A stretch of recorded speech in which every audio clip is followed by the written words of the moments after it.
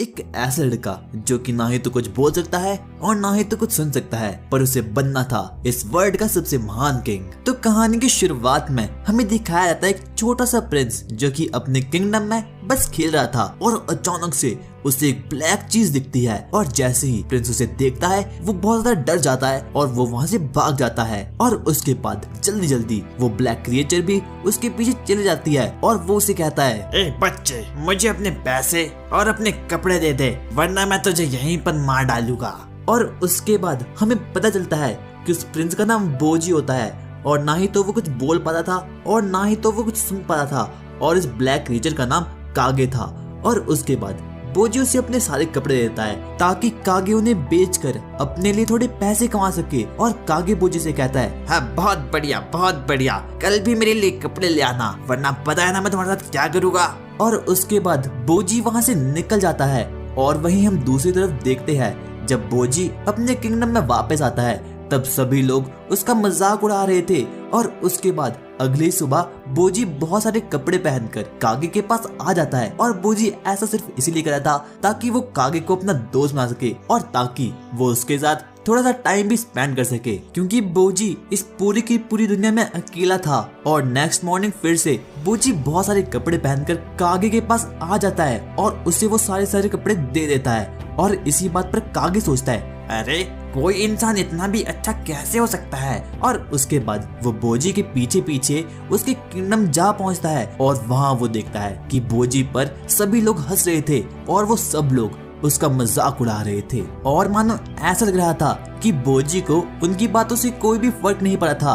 पर जब बोजी वापस से अपने कमरे में आया तो वो जोर जोर से रोने लगा और तब हमें रियलाइज होता है कि बोजी को सब कुछ समझ आ रहा था। और उसके बाद वो दौड़ दौड़ कर किंग के पास चला गया। और वहीं दूसरी तरफ हम देखते हैं कि कागे को बेबिन नाम के एक स्वॉर्ड्समैन ने पकड़ लिया है और अब वो कागे को मारने वाला था, क्योंकि बेबिन को ऐसा लग रहा था कि कागे उस कैसल में किसी को मारने आया है। और जब बोजी किंग बॉस के पास आ जाता है तो वो उससे कहते हैं, प्रिंस बोजी, आप बहुत मुलायम हैं और अगर आपको इस किंगडम को संभालना है तो आपको ताकतवर बनना होगा। और तभी हमें किंग बॉस का एक फ्लैशबैक दिखाया जाता है और जहाँ पर हम देखते हैं कि एक दिन बहुत से मॉन्स्टर ने विलेज पर अटैक कर दिया है और वो लोग बारी बारी करके हर एक ह्यूमन को खा रहे हैं। पर तभी एक जायंट ह्यूमन कहीं से आता है और वो एक एक करके हर एक मॉन्स्टर को बचा लेता है। और उसी दिन से किंग बॉस उस विलेज के राजा बन चुके थे और उनकी रैंकिंग ऑफ किंग्स में नंबर 7 पर होती है। और वो डोमास को बोलते हैं, आज से तुम बोजी को लड़ना सिखाओगे। और वहीं दूसरी तरफ हम देखते हैं कि कागे को बेबिन ने ट्रैप कर लिया था और उसके बाद डोमास बोजी को सिखाना शुरू कर लेता है। पर वहीं पर बोजी का भाई प्रिंस दाइदा भी वहाँ पर आ जाता है, जो कि बोजी से काफी ज्यादा पावरफुल था।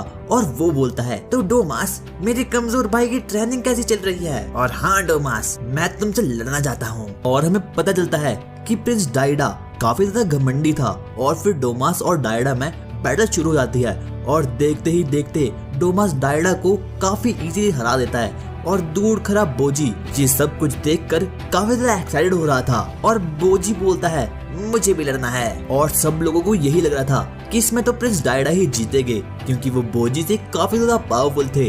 और जैसे ही उन दोनों की फाइट शुरू हो जाती है, पहले तो बोजी बहुत आसानी से डाइडा के वारों को डॉज कर रहा था, पर आखिर में जाकर बोजी हार जाता है और वो बहुत ज्यादा घायल हो जाता है और उसे सच में काफी ज्यादा चोट आई थी। और कहानी शिफ्ट होती है सीधा पास्ट में, जहाँ पर हमें दिखाया जाता है कि कागे और उसके क्लैन वालों को, जिन्हें की बहुत से सोल्जर्स ने बहुत बेरहमी से मार डालते हैं। पर जैसे तैसे करके कागे और उसकी मॉम वहाँ से भाग जाते हैं, पर उनका पीछा अभी भी बहुत से सोल्जर्स कर रहे थे। और उसके बाद कागे की मॉम को पता था कि अब वो लोग मरने वाले हैं और तभी वो कागे को वहाँ से भाग जाने को कहती है। और कागे भी वैसा ही करता है, क्योंकि वो सिर्फ एक बच्चा ही था। पर तभी कुछ देर बाद ही बहुत से सोल्जर्स मिलकर कागे की मॉम को मार डालते हैं। पर जैसे तैसे करके कागे अपनी जान बचाकर वहाँ से भाग जाता है और उसके बाद वो प्रिंस बॉस के किंगडम से भी भाग जाता है। और वो भटकते भटकते किसी नए शहर में पहुंच चुका था। वो भूख प्यास से तड़प रहा था, पर उसकी मदद करने के लिए वहाँ कोई नहीं था और अब उसे भूख भी काफी लग रही थी, पर उसके पास ना तो कोई पैसे थे और ना ही तो कोई ऐसी चीज जिससे वो अपनी भूख मिटा सके। उसे अपनी पुरानी यादें आने लगती है कि कैसे उसकी मॉम उसका ख्याल रखती थी, पर अब वो इस दुनिया में नहीं थी और अब उसका अपनी भूख पर कोई भी कंट्रोल नहीं था। वो जल्दी से एक सेब को चुरा लेता है, पर तभी बहुत सारे लोग उसे मिलकर बहुत मारते हैं और उसे एक अंधेरी जगह पर छोड़ देते हैं और थोड़ी देर बाद ही उसे कोई इंसान आधी सड़ी मछली खाने के लिए देता है, जिसे देखकर कागे बिना कुछ सोचे समझे बस उसे खा लेता है। और उस दिन के बाद से कागे उस आदमी के साथ रहना शुरू कर लेता है, पर वो आदमी कागे से बहुत काम करवाता था और उसे अच्छे से भी ट्रीट नहीं करता था। और एक दिन वो आदमी कागे की हेल्प से एक महल में चोरी कर देता है और उस दिन ये आदमी बहुत खुश था और उसी दिन के बाद से कागे अपने मालिक को खुश करना चाहता था और इसीलिए वो हर दिन चोरी करता था। पर एक दिन हम देखते हैं कि कागे का मालिक एक वांटेड पोस्टर देखता है जिसमें कि कागे का नाम होता है और जो भी कागे को ढूंढेगा उसे कुछ थोड़े बहुत पैसे भी मिल जाएंगे। बस उसे कागे का एड्रेस देना है ताकि कुछ लोग कागे को मारकर शैडो क्लैन को फाइनली खत्म कर दे। और उसके बाद ही हम देखते हैं कि बहुत सारे सोल्जर्स कागे को मारने के लिए वहां पर आ जाते हैं, पर कागे जैसे तैसे करके उन लोगों से बच जाता है। और उसके बाद जब कागे वापस अपने घर आता है तो वो आदमी उसे मार कर भी वहां से भगा देता है, पर कागे अभी भी उस आदमी का पीछा नहीं छोड़ता क्योंकि वो उसे एक फैमिली मानता था। पर एक दिन जब वो आदमी एक बार में था तो एक लड़ाई में एक आदमी ने उस पर चाकू मार दिया और वो मर जाता है। और तभी कागे भी वहां पर आ जाता है और वो उसे कहता है प्लीज उठो और मुझे मत छोड़ो। और उसके बाद फिर से कागे एक किंगडम से दूसरे किंगडम में बस घूमता रहता है, पर लोगों का बिहेवियर उसके प्रति कभी नहीं बदला और वो अपनी फैमिली को बहुत ज्यादा मिस कर रहा था। और इसी के चलते कागे भी अब धीरे धीरे बदलने लगा। और उसके बाद हम देखते हैं कि फाइट के बाद बोजी काफी ज्यादा जख्मी हो चुका था और वो आराम करने के लिए एक बेड पर लेटा था, पर वो बहुत कोशिश करता है ताकि वो खड़ा हो जाए और अपने बेड के साइड में पड़ी एक स्वॉर्ड को उठाने की वो बहुत कोशिश करता है, पर उसके वीक शरीर के कारण वो ऐसा नहीं कर पाता। और उसके बाद वो जोर जोर से रोने लगता है और कागे बोलता है बोजी चाहे कुछ भी हो, मेरे लिए तो तुम हमेशा ही विनर रहोगे और मैं हमेशा तुम्हारे साथ रहूंगा। और जैसे ही कागे ये बोलता है उसके बाद बोजी अपने आंसू पर कंट्रोल नहीं कर पाता और वो जोर जोर से रोने लगता है। और उसके बाद ही वहाँ पर क्वीन हीलिंग आ जाती है और वो अपने मैजिक की हेल्प से बोजी को हील करने की कोशिश करती है। पर वहीं दूसरी तरफ जब कागे महल से भागने की कोशिश कर रहा होता है कि इतने में बेबिन उसके पास आता है और उसे एक प्रिजन में ट्रैप कर देता है। और अब किंग बोस भी मर चुके थे और उनके आखिरी शब्द होते हैं मेरे बाद किंग प्रिंस बोजी बनेगा। और तभी किंग के मुंह से एक अजीब सा डीमन निकलता है और वो बस बोजी को देखकर हंसता है और वहां से गायब हो जाता है। और ये देखकर किसी को भी कुछ भी समझ नहीं आता कि आखिरकार यहाँ पर अभी अभी हुआ क्या है। और ये मंजर देखकर सभी लोग काफी ज्यादा सहम चुके थे। और उसके बाद पूरे किंगडम में नए राजा को डिक्लेयर किया जाता है और कहा जाता है तो हमारे किंगडम का नया राजा होने वाला है प्रिंस डाइडा। और ये सुनकर बोजी काफी ज्यादा शॉक हो जाता है। और उसके बाद एक फ्लैशबैक में हमें दिखाया जाता है कि क्वीन हीलिंग ने किंग की बात ना मानकर अपने बेटे प्रिंस डाइडा को किंग डिक्लेयर कर दिया था।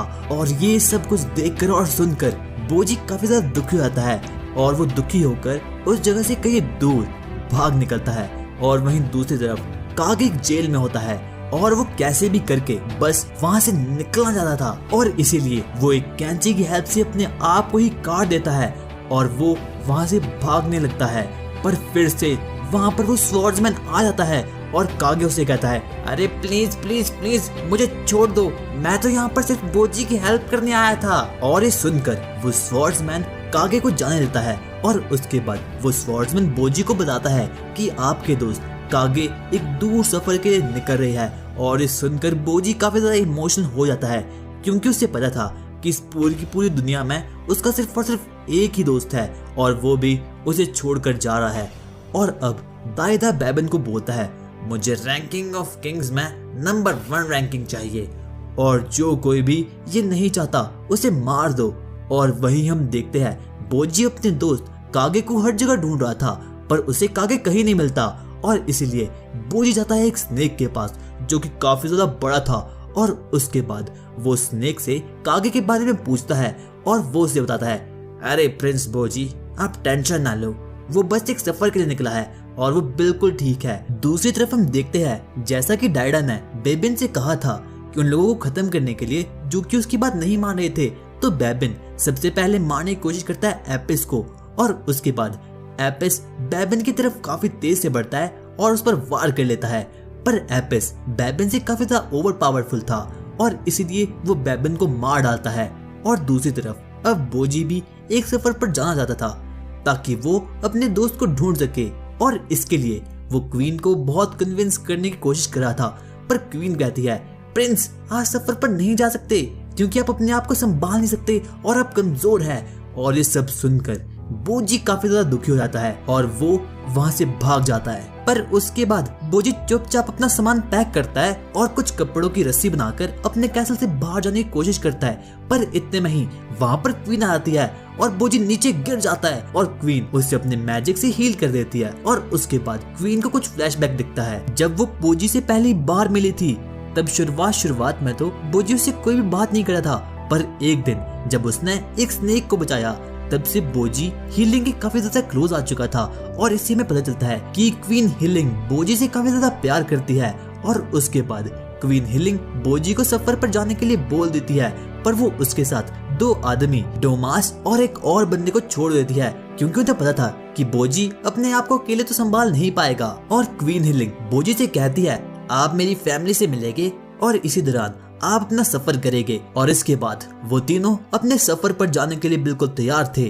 पर उनके जाते ही क्वीन को एक अजीब सी फीलिंग आती है जैसे मानो वो बोजी और डायडा से कभी वापस नहीं मिल पाएगी। और इतने में हम देखते हैं कि किंग बॉस के टाउन में एक जज आया था जो कि रैंकिंग कमेटी का था और किंग बॉस की डेथ के बाद उन्हें न्यू किंग यानी कि डायडा की रैंकिंग का पता करना था। और वो जज आकर सबसे पहले एपिस से मिलता है और उसके बाद उनकी कुछ पुरानी बातें शुरू हो जाती है। और ऐसा माना जाता है जो किंग रैंकिंग में फर्स्ट आता है उसे डिवाइन ट्रेजर में से कुछ चीज चुनने का मौका मिलता है। और उसके बाद हमें डायडा को दिखाया जाता है जो कि एक अजीब से मैजिक मिरर से बात कर रहा होता है।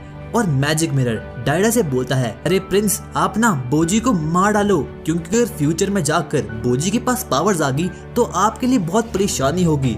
और उसके बाद हमें पता चलता है कि डायडा ने तो ऑलरेडी किसी को प्रिंस की जान लेने का ऑर्डर दे दिया है।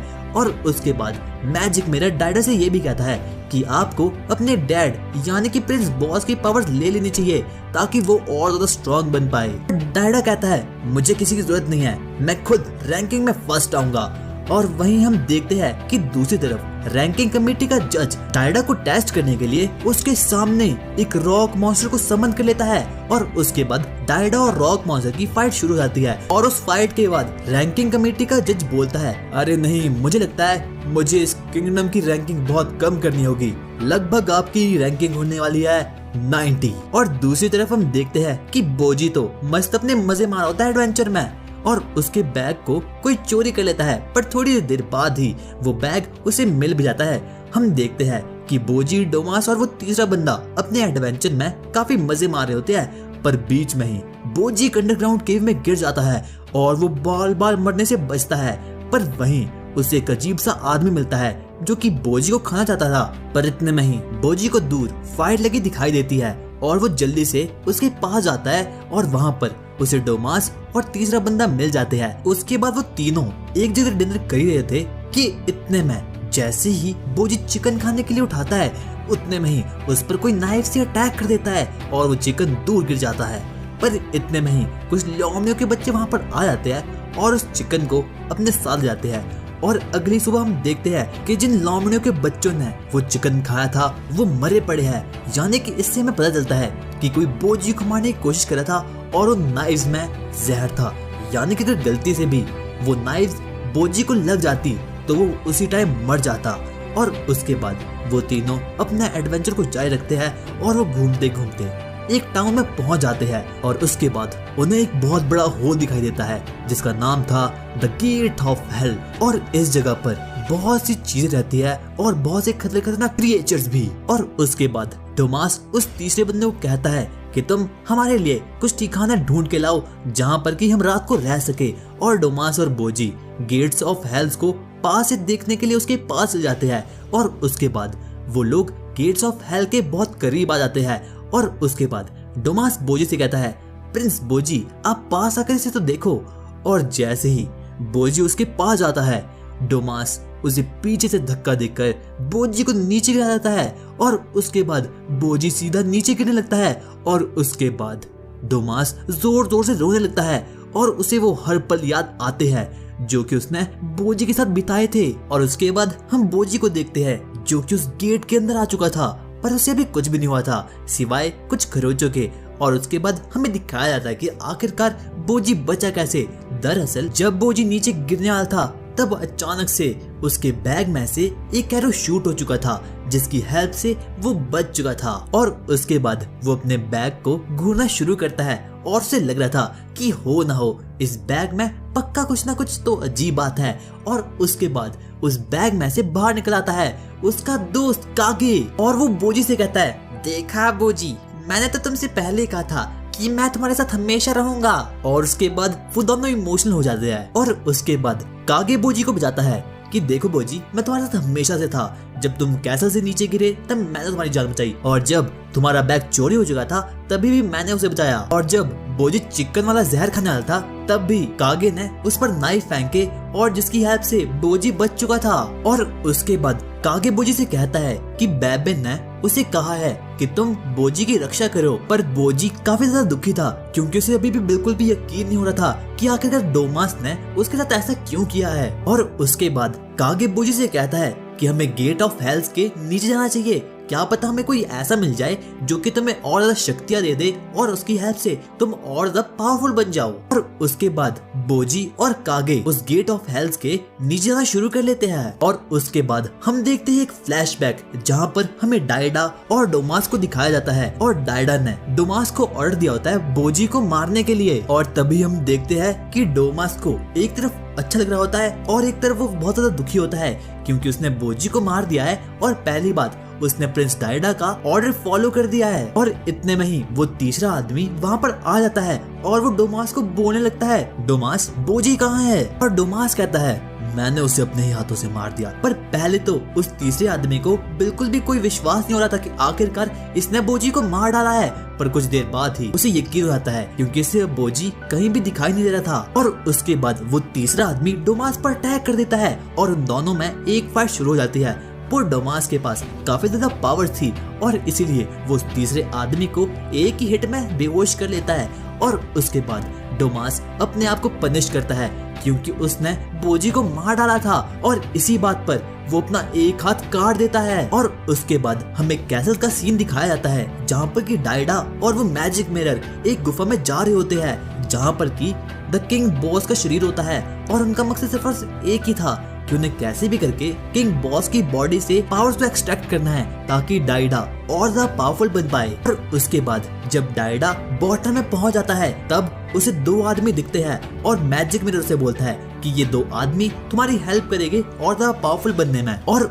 उसके बाद हम देखते हैं वहाँ पर प्रिंस बॉस की बॉडी होती है और वो लोग उसे एकदम पीस कर एकदम अजीब सी चटनी और जूस बनाते हैं। और उसके बाद उसकी हेल्प से वो एक अजीब से मॉन्स्टर को बनाते हैं और उसे वहीं पर मार डालते हैं। उसके बाद वो उसका ब्लड एक ग्लास में भरकर डायडा को पीने के लिए दे देते हैं और वो उसे कहते हैं, प्रिंस अगर आप इसे पियोगे तो आप और ज्यादा पावरफुल बन जाओगे। और उसके बाद हम देखते हैं कि एपिस भी उसी जगह आ चुका है और उसी में हम देखते हैं उसका एक पास्ट जब एपिस ने अपनी ट्रेनिंग कंप्लीट कर दी थी उसी दौरान उसे एक मॉन्स्टर को हराना था और उसके बाद किंग बॉस ने उसे अपने काम पर रख लिया था। और उसके बाद वहीं पर हम एक मिस्टीरियस लेडी को भी दिखाया जाता है जिसके बारे में हमें अभी कोई भी पता नहीं था। और उसके बाद वो लोग उस ब्लड को प्रिंस डायडा को पीने के लिए दे देते हैं पर प्रिंस डायडा कहते हैं मुझे ये नहीं चाहिए और ना तो मैं इसे पीऊंगा। और उसके बाद हम देखते हैं कि कागे और बोजी उस गेट ऑफ हेल्स के नीचे नीचे जाना शुरू करते हैं और रास्ते में उन्हें बहुत सी अजीब अजीब मिस्टीरियस चीजें भी दिखाई देती है। और इतने में ही उनके चारों ओर एक अजीब सी ग्रीन गैस आ जाती है जिसकी वजह से वो दोनों बेहोश हो जाते हैं। और उसके बाद उसी जगह कुछ गोल्डन नाइट्स आते हैं और वो लोग उन्हें घोड़े पे बिठाकर कहीं तो ले जा रहे थे। और उसके बाद हमें दिखाया जाता है कि वो नाइट्स बोजी और कागे को एक अजीब से डरावने किंग के पास ले जाया था, जिसका नाम होता है किंग डेशा। और इसकी रैंकिंग ऑफ किंग्स में नंबर 2 पर होती है, यानी कि काफी ज्यादा स्ट्रॉन्ग था। और उसके बाद किंग डेशा उनसे बोलता है, हो ना हो तुम जरूर किंग बॉस के बेटे होगे। और इसी के साथ साथ इस सीरीज का पार्ट 1 खत्म हो जाता है। और अगर तुम्हें पार्ट 2 चाहिए तो लाइक है मैं 2 करा दो यार।